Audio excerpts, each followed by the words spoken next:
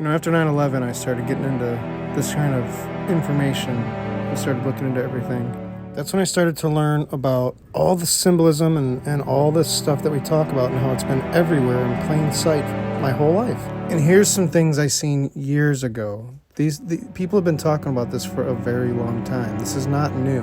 But what we're seeing might be getting more people's attention. And it's just them furthering the agenda, furthering the plan, moving on to the next phases. There's key players that have been around for a while, and they've all been a part of this whole overall propaganda and agenda, and it's been going on and being put in place for years. Global elites, royalty, the occult, Freemasonry, Illuminati, whatever you want to call it, it's all tied in together, and it all links with Scripture. Just like in Revelations, where it talks about the one world government and the end times and how everything will be structured, we're seeing it being set up right now. They condition each generation for the next move. We were conditioned, and now the new generations are being conditioned even more. As a public health person, I would think that the goal that I would see to really stabilize the system and therefore make it less of a crisis issue when you get to have a pandemic flu, which we know will again occur as was predicted, even though they're rare events, they do occur, is to get as many people vaccinated as possible. And what we foresee in the future is that influenza vaccine will be something that is essentially a routine vaccination for everyone. And if we then transition that into the universal vaccine, then you may only have to do that every couple of years and get people protected not only from seasonal flu, but from pandemic flu. In my mind, that's the end game. And that's good for the companies too, because they're going to know and predict that every year, the vast majority of the American population is going to get vaccinated, not having to guess, will they or will they not this year or next year. I have never seen in my professional career a moment of such uncertainty as we have today. Time after time, we've failed to find the way to cooperate globally. There are too many centers of power that just have enough power to stop things, but no one has enough power to impose a way forward. We're seeing exploding young populations, unprecedented pace of change, young people taking to the streets, and what they're asking for is participation in decision-making, in democracy, and inclusion in the market. It's virtually impossible for someone nowadays to say, I didn't know about the problem. We are already consuming 50% above what the Earth is able to renew. Suddenly, the challenge to global architecture is creating volatility, it's creating risk, it's creating opportunity. At some point, what's left of the system will give, and from the ashes, we hope a new, more effective, more inclusive and interactive way of managing our affairs will emerge. Global rebalancing doesn't happen overnight. And yet, the fact that we're now starting finally to address the fundamental imbalances that exist between the realities of power in the world today and institutions that were created in a completely different world. Very thankful that we're starting that process.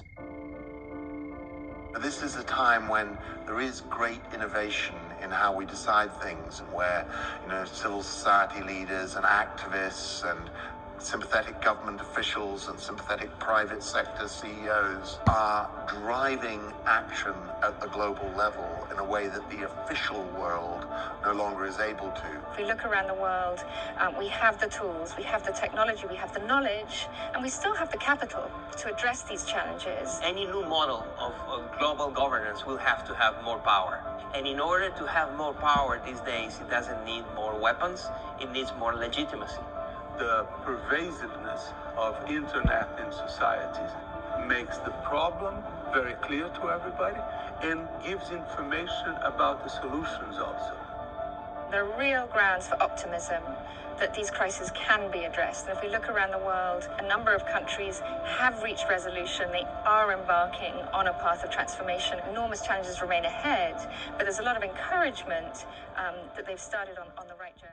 United Nations, World Economic Forum, World Health Organization, they're all key components of this system they're building. 2030 Sustainable Development Agenda makes clear there cannot be development without peace and security. And disarmament is integral to achieving peace and security. Weapons fuel the fires of conflict. They are a major driver of violent deaths and an underlying cause of instability. Weapons destroy lives and livelihoods. The number of conflict deaths more than tripled between 2008 and 2014 to 180,000. When explosive weapons are used in conflict, 90% of casualties are civilians. The 15,000 nuclear weapons in the world cast an existential shadow over humanity. The use of just one, whether intentionally or by accident, would have devastating human and environmental consequences. Chemical weapons continue to inflict inhuman suffering. Vicious terrorist groups are actively seeking all kinds of weapons of mass destruction. Disarmament, by eliminating or placing constraints on these weapons, removes the tools of violent conflict. In promoting transparency and building confidence, disarmament de-escalates conflict and reduces tensions between parties, creating the breathing space for development and progress. Disarmament is a core element of the rules-based international order that the UN stands for. It was a founding principle of the United Nations, and disarmament remains central to its mission today. The UN's disarmament priorities are simple: to facilitate the international community's efforts to eliminate weapons of mass destruction, and to help bring transparency and regulation to conventional weapons in accordance with the principles of the UN Charter. Secretary General Ban Ki-moon has said, "The world is overarmed and peace is underfunded. An overarmed world is an unstable and insecure one. Disarmament is critical to creating a safer, more prosperous, more equitable, and more peaceful world." A report card tells you how well you're doing, what subjects you're mastering, and what subject you may need to work harder on. The world also has a report card, which is called the Millennium Development Goals. They grade us on how we're helping the poorest in the world. Overall, our marks are quite positive. If you think about a child born today versus one back in 2000, things have gotten a lot better. Many fewer children are dying. Many fewer families are living in extreme poverty. A lot more kids are going to school. But we still have a lot of work to do. We need to pick a new set of goals to help us stay focused on improving the lives of children. Next year, the world will discuss what that next set of goals should be. It's a huge opportunity to pick the priorities for 2015 to 2030. I'm interested in what you think our priorities for the poor should be for this 15-year period. Send us your thoughts. I look forward to seeing them. I was really shocked to see that there was a planning revolution going on, and at first I thought it was just in the San Francisco Bay Area, but as I looked into it more fully, I found that it was all over the United States, and indeed it's all over the world. This is a plan to consolidate populations into dense city centers so that they can be more easily managed, controlled, and surveilled.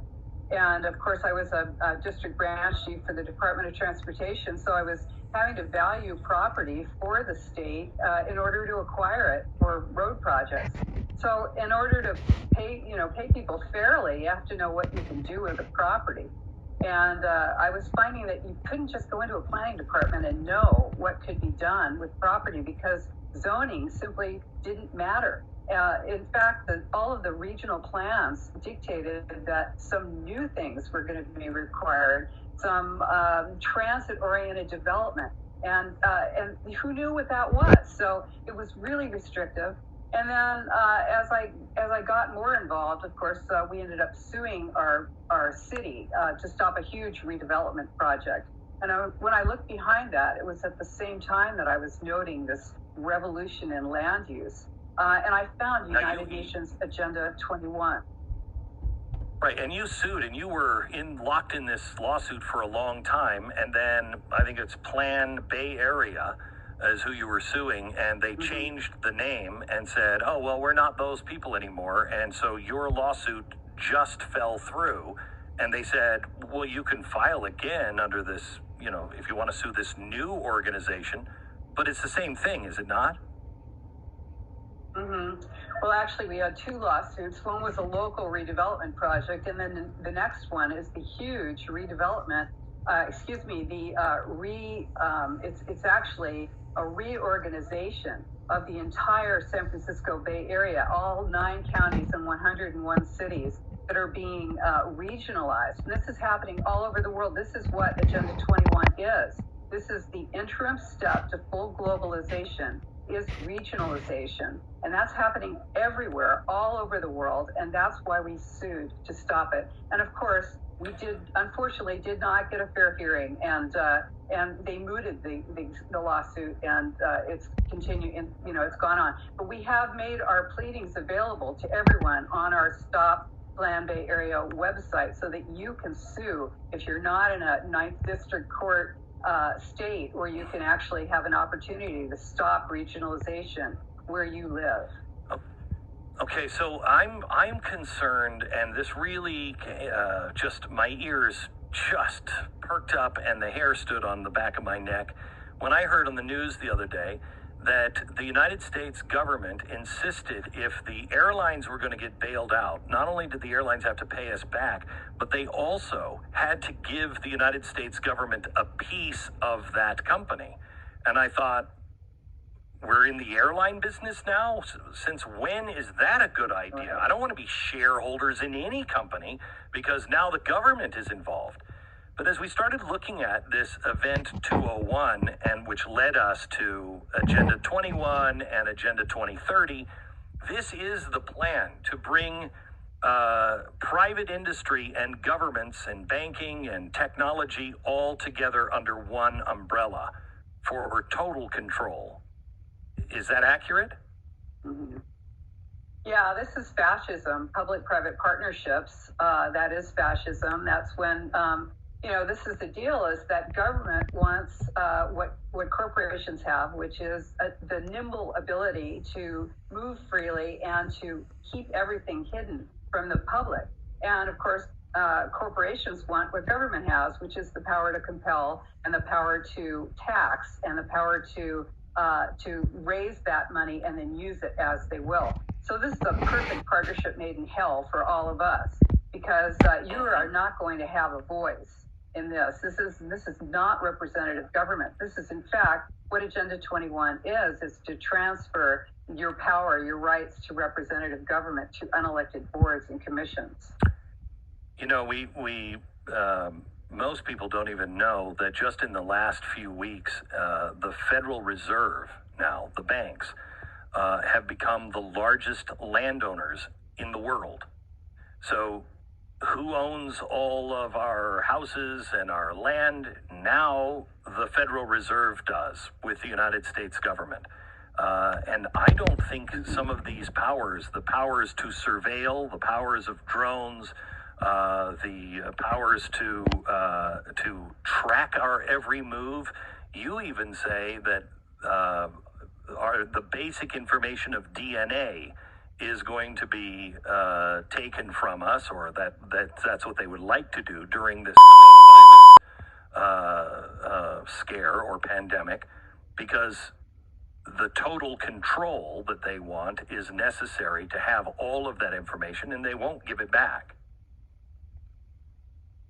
Yeah, that's right.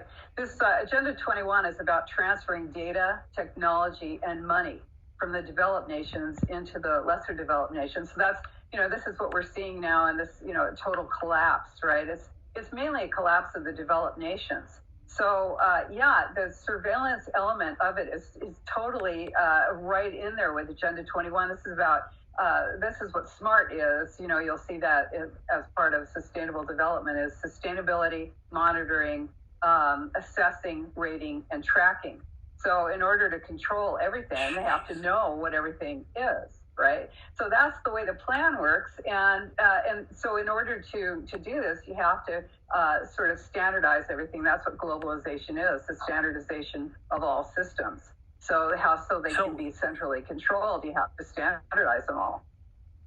Doesn't this go against, though, I mean, have they counted the American people out? I mean, other countries might be okay with this, but this is the kind of stuff that they did with the EU, and the EU is almost on fire now. America is already pushing back on just the little controls that these states have taken.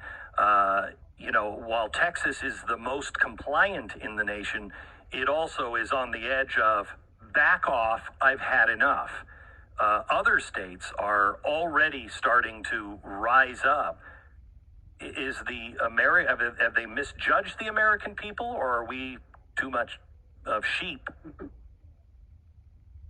Well, I certainly hope they've misjudged us, and that remains to be seen. But I think what's really important to know, Glenn, is that, with USMCA, the United States, Mexico, Canada agreement, that's economic integration of North America. And I'm not making that up. You can go and read it in there. No, I know. And this is, so this is what sustainable development is. It's not really about recycling. It's about social equity. And you have to remember that global crisis requires a global response, and that justifies global governance. So this is, sort of, yes, the American people are, I hope, going to do something. Hey, this is probably an experiment to see how long we're going to actually be able to be controlled like this. The Black Awakening, if you're not familiar with that, I'll share links to that. The super soldiers, the MK Ultra programmed people out in humanity among us now. And, I'm going to share something very personal with you here that I've probably spoken to on the radio shows, but I've never made a video addressing it. But I am not inoculated. I do not have any vaccines. I've never taken flu shots. I eat as healthy as I can organically. I try to keep man-made metals away from my body, period. And I'm going to put this in the simplest terms. The Creator has a frequency all his own, and so does the Prince of the Air, Satan. And all that is being attempted is the rewiring of the temple of God, literally changing frequencies, jamming frequencies between you and the Creator. Some people are tuned in, some are not. Just like radio waves. The radio waves are happening around you right now, whether you're tuned in or not. So this is serious stuff about frequencies and tones and your DNA. Sound affects water. Your body is made up of 65 to 70% water. It affects it more than you're taught in schools, and the elites know this. They know quite well. And I'm going to share this with you. In Romans 10:9, it says that if thou shalt confess with thy mouth the Lord Jesus, and shalt believe in thy heart that God hath raised him from the dead, thou shalt be saved. Now notice what is being told here. To confess it with your mouth out loud and do something within your heart. Believe in your heart, but you have to confess out loud. It's sound, frequency, tone. There's more to it, folks, of sealing to be sealed. That's all it is. You're sealing yourself by the things that you say. When people, it's not silliness. It's more to it. So I'm just sharing that with you of the sounds, the tones, things that are coming down the pipe, the mixing of the metals, it's basic stuff. I'm trying to not speak technical to it. I'm just trying to make it in layman's terms so everybody can understand what is really going on of knowing thy enemy. And what I'm telling you, Madonna's descension coming down in a cube square cage. And the mocking, like I said, nothing is done by accident. Everything is meticulously put into place.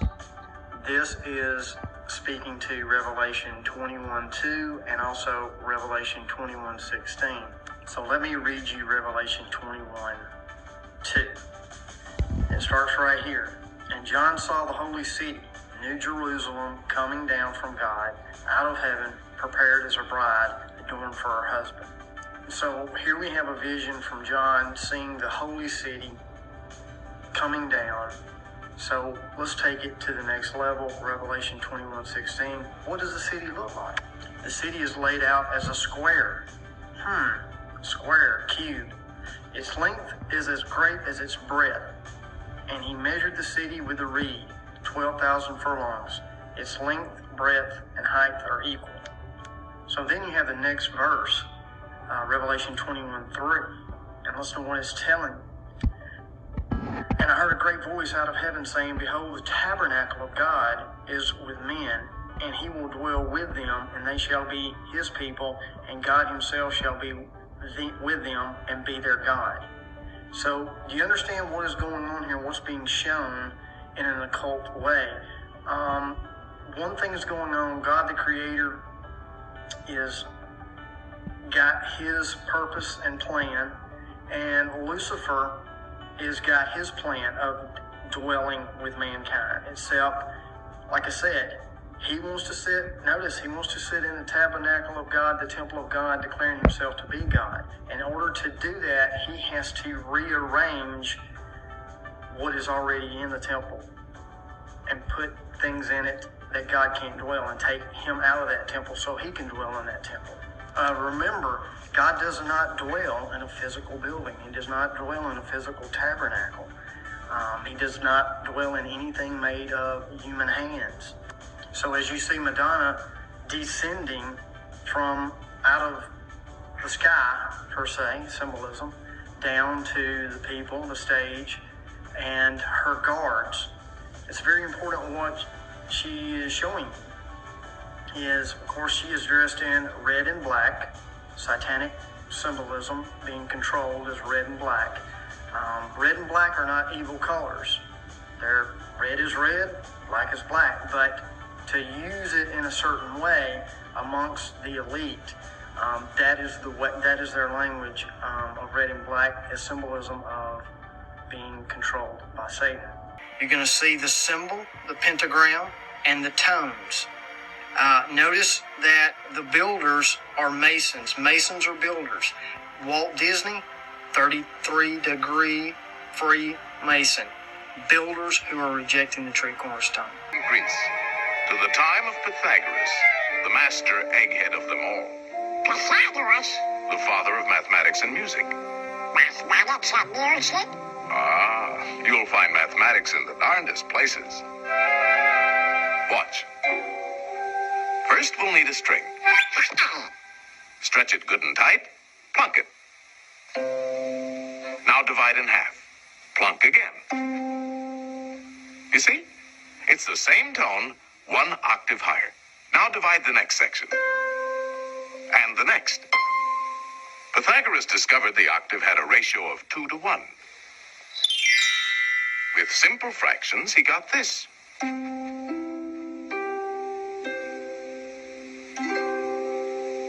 And from this harmony in numbers developed the musical scale of today.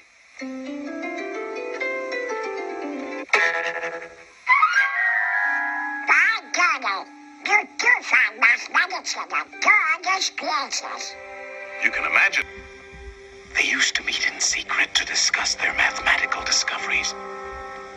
Only members were allowed to attend. They had a secret emblem, the pentagram.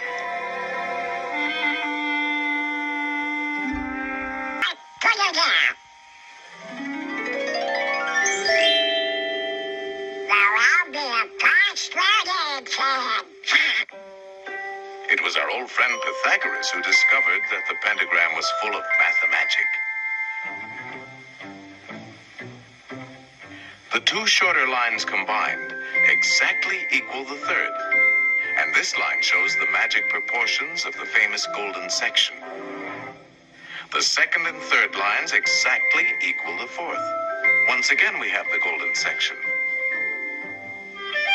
But this is only the beginning. Hidden within the pentagram is a secret for creating a golden rectangle, which the Greeks admired for its beautiful proportions and magic qualities. The star contains the golden rectangle many times over.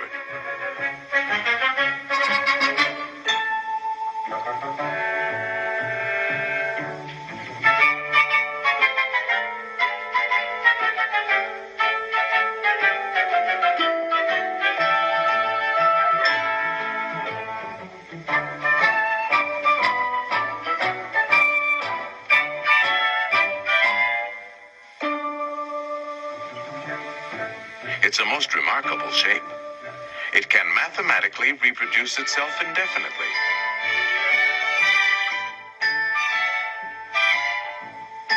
All these rectangles have exactly the same proportions.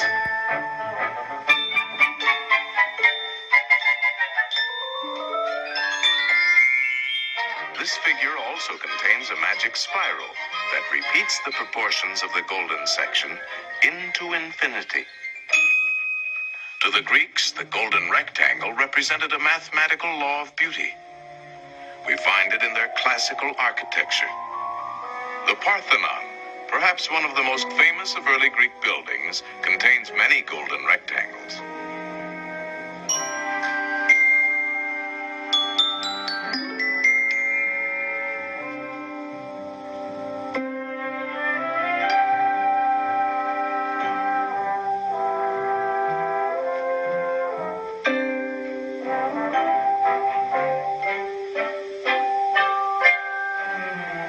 These same golden proportions are also found in their sculpture.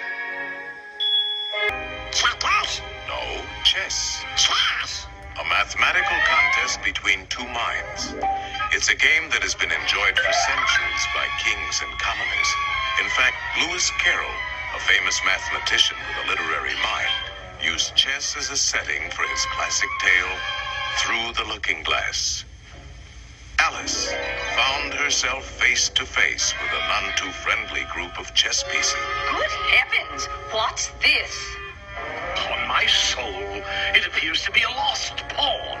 I'm Donald Duck. He says he's Donald Duck. Preposterous. Or it could be an Alice. Alice? No. It's a lost pawn. Lost pawn? Stop that pawn! Ow! Mr. Spirit!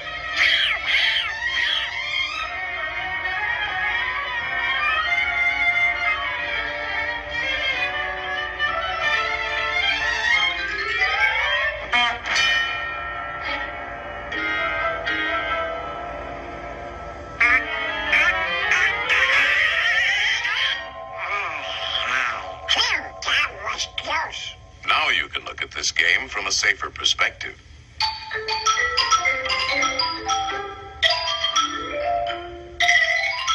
Chess is a game of calculated strategy, and since the board is geometrical, the moves are mathematical.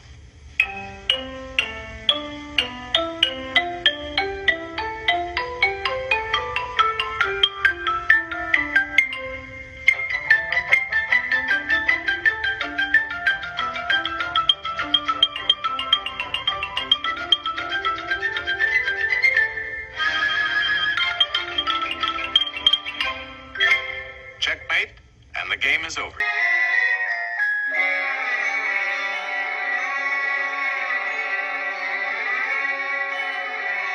The mind knows no limits when used properly.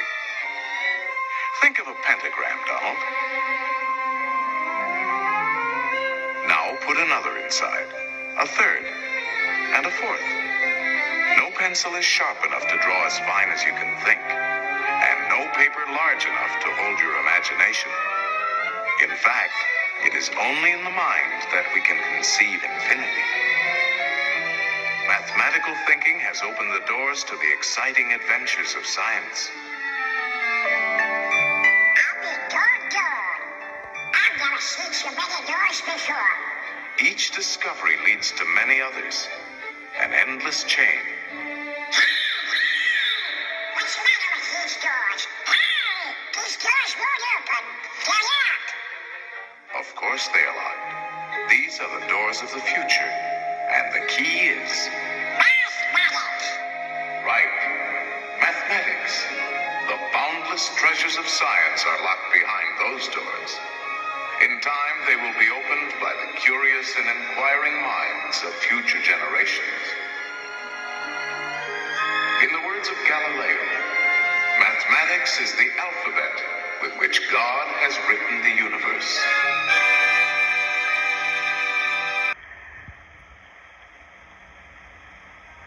Triguna, Lacoides, Tricorum, Satis,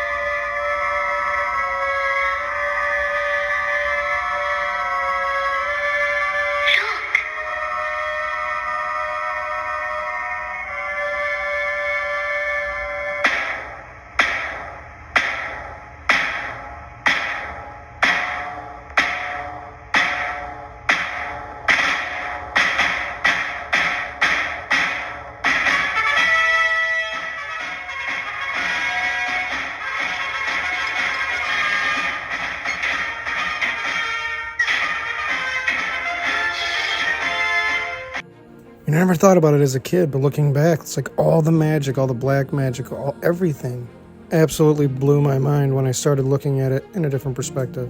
I sought knowledge, and God has slowly been connecting the dots and opening my heart and my mind. I mean, think about it. Think about the progression of music, the cartoons, all the Disney movies, all the TV shows, all the sitcoms, Hollywood, a steady progression of hidden in plain sight.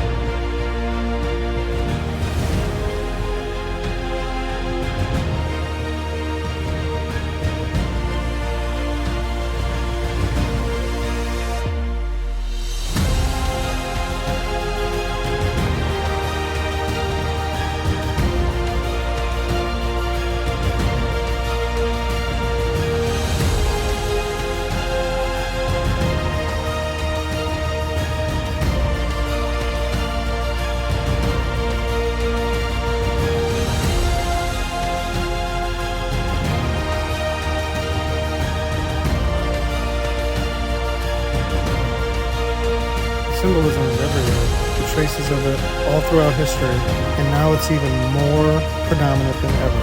The Bible warned us about all of this, and Jesus Christ said that no man comes to the Father but by me. So all the technology, all the mathematics, all the enlightenment, no matter what you do, no matter what you say, no matter how smart and how great you think you are, you must humbly come to the Father through the Son, the one who humbled himself and sacrificed himself for us, and he's come to lead us home.